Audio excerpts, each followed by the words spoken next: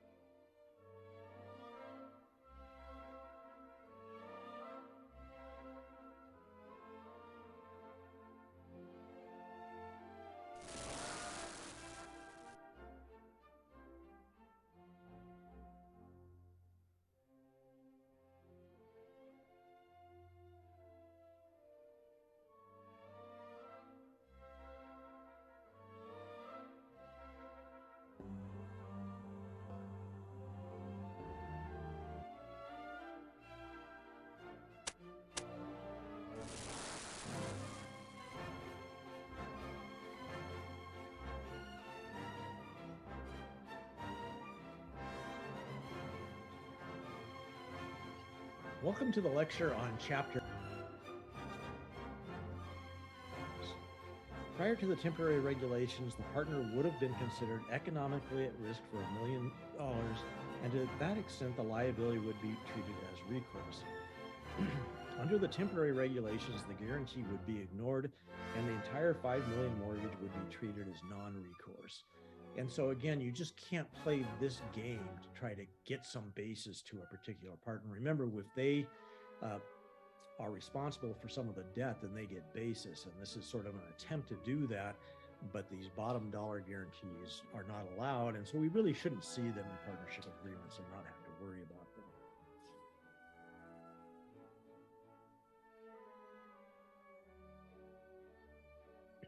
And so the way that we share recourse liabilities is that we do something called a constructive liquidation scenario, which is described here in parts 1 through 5. And this will tell us exactly how the liabilities are shared. But again, what I want to say is if you have equal partners in a partnership, it isn't necessary that it's going to come out equally among the partners. And so it's very important to go through this constructive liquidation scenario at the end of each year so you find out the actual amount of debt that's allocated to each partner, and then that helps us determine their outside basis of their partnership interest, but we want to make sure that we're going to run out of basis.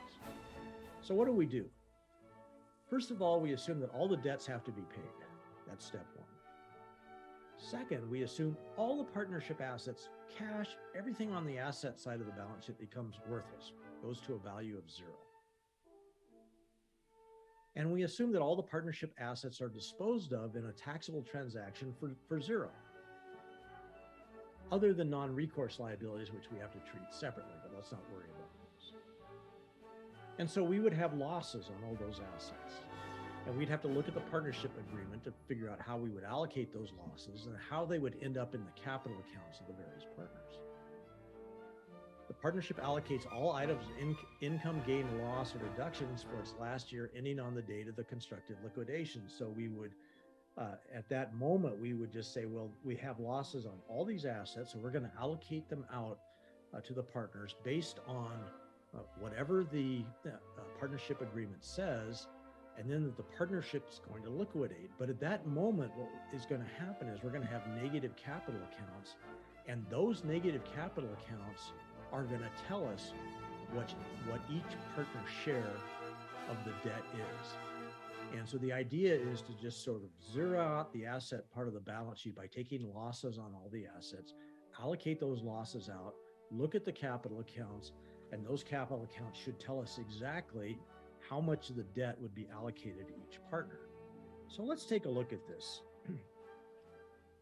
So let's go to example 2, which is on page 169. And this first one here, this one, illustrates exactly how it works.